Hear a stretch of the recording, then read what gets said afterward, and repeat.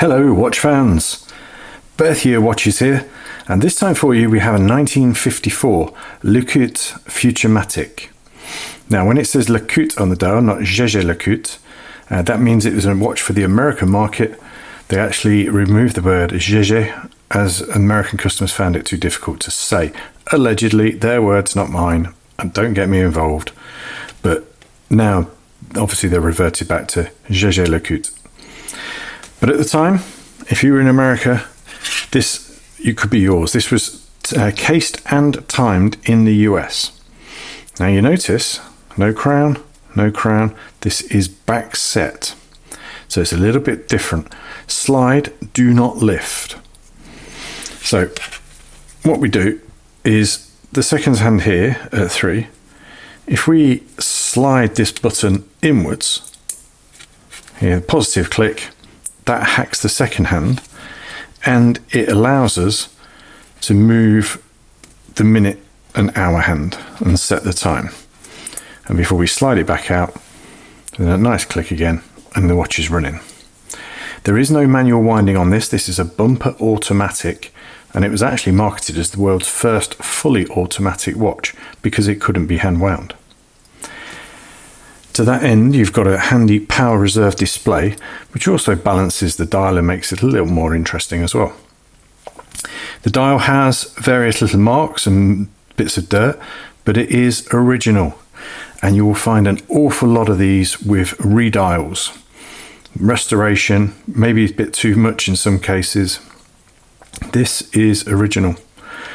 We've compared it against, we actually have a 1954 advert, so it's very fortunate that we got the right year, the right model, as it should be at the time, and this all checks out.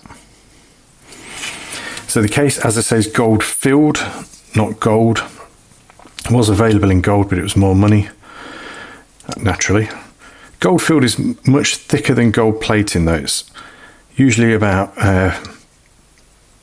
either double or 4 times the thickness of decent gold plating. So it should last, as it's lasted for 70 odd years now. It doesn't look bad, does it? That nice gilt, I don't know if you can capture that on the film, nice gilt ring in the center of the dial. That's one of the features that's often lost when the watch has been repainted. So everything's working as it should. I've got movement 497 inside, calibre 497, very clever movement. It's got all sorts of things to get rid of the keyless works that would normally be fitted in every other watch. Has a heavier balance to improve timekeeping.